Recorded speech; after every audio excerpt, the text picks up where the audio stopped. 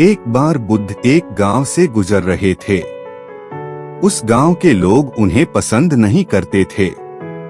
उन लोगों ने बुद्ध को घेर लिया और उन्हें बुरा भला कहने लगे। गांव वालों का सरदार सबसे ज्यादा नाराज था। वह तो बुद्ध को गालियां ही देने लगा, पर बुद्ध इस सबसे बेपरवाह मंद मंद मुस्कुराते रहे। सरदार काफी देर तक बुद्ध को गालियां देता रहा, लेकिन कुछ ही देर में उसका मुंह सूखने लगा, जिससे वह चुप हो गया। यह देखकर बुद्ध बोले, अगर तुम्हारी बातें समाप्त हो गई हों, तो मैं आगे बढ़ूं। मुझे आगे वाले गांव में जाना है। वहां के लोग मेरी प्रतीक्षा कर रहे होंगे। यह देखकर गांव का एक व्यक्ति बोला, हम लोग तुम्हारा अपमान कर रहे हैं, तुम्हें गालियां दे रहे हैं, लेकिन तुम इसका जवाब देने के बजाय मुस्कुरा रहे हो। तुम इसकी प्रतिक्रिया क्यों नहीं देते? बुद्ध बोले, वत्स, तुमने आने में तनिक देर कर दी।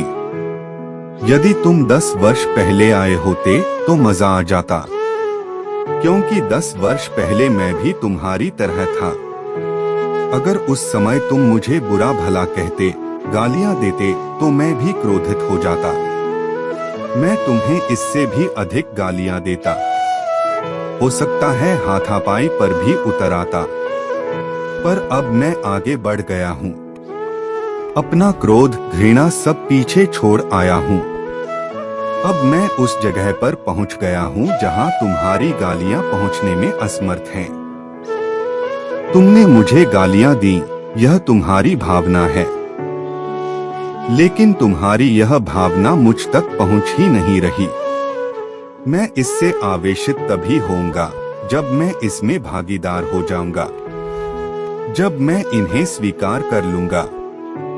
लेकिन मैं तो तुम्हारी इस क्रिया से निरपेक्ष हूँ, इससे बहुत दूर हूँ। इसलिए मैं अब भी पहले की तरह शांत हूँ।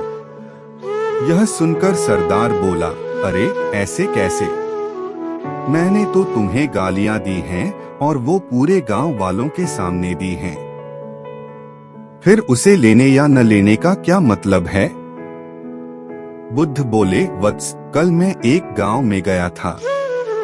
वहां के लोगों ने मेरा प्रवचन सुना। वे बहुत प्रसन्न हुए।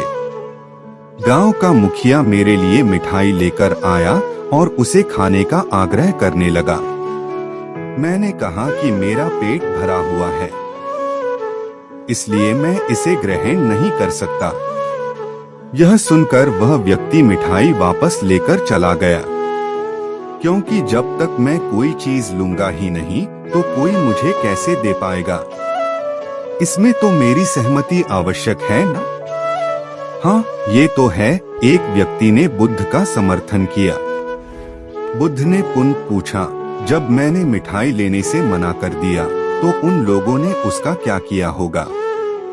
उन्होंने मिठाई अपने घर वालों में बांट दी होगी, एक व्यक्ति ने जवाब दिया। बुद्ध ने कहा, ठीक कहा तुमने। उस मिठाई की तरह ही तुम मेरे लिए गालियां लेकर आए हो और चाहते हो कि मैं इन्हें ग्रहण कर लूं। पर भाई, मैं इन्हें लेता ही नहीं। अब बताओ, तुम इनका क्या करोगे? उस व्यक्ति के पास इसका कोई जवाब नहीं था। बुद्ध पुनः बोले, मुझे तुम पर दया आती है वत्स। अरे, क्रोध तो मुझे तब आएगा जब मैं ये गालियां ले लूंगा, और जब मैं गालियां लेता ही नहीं, तो क्रोध का तो सवाल ही नहीं उठता।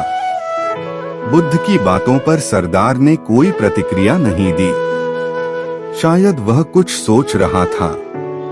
बुद्ध बोले, मैं अपनी आंखों से देख रहा हूँ कि गाली एक कांटा है, जिसे देने वाला व्यक्ति और लेने वाला व्यक्ति दोनों क्रोध से पागल हो जाते हैं। तो फिर तुम ही बताओ कि मैं आंखें रहते हुए भी कैसे कांटों पर चलूं? आंखें रहते हुए मैं कैसे गालियां ले लूं? और होश में रहते हुए मैं कैसे क्रोधित हो जाऊं? इसलिए मुझे क्षमा करो वत्स, मैं तुम्हारा उपहार ग्रहण करने में असमर्थ हूँ। कहते हुए बुद्ध ने अपने हाथ जोड़ दिए। बुद्ध की बातें सुनकर सरदार लज्जित हो गया। उसकी आंखें छलछला आईं। उसने कुछ कहना चाहा, पर उसके होठों ने जवाब दे दिया। और जब उससे रहा नहीं गया तो वह बुद्ध के चरणों में गिर पड़ा। दोस्तों, हम में से ज्यादातर लोग यही समझते हैं कि हमारे दुखों का कारण कोई दूसरा व्यक्ति है, और जब हम ऐसा मानते हैं तो हम अपने स्वनियंत्रण की कमी और अक्षमता को अनदेखा कर रहे होते हैं। वास्तव में ये हम पर निर्भर करता है कि हम दूसरों के द्वारा प्रदान की गई नकारात्मकता को स्वीकार करते हैं या नहीं। अगर हम नकारात्मकता को स्वीकार करते हैं तो हम अपने पैरों पर कुल्हाड़ी मारते हैं, और जब हम उसे अस्वीकार कर देते हैं तो घृणा, क्रोध, हिंसा हर किसी से मुक्त हो जाते हैं।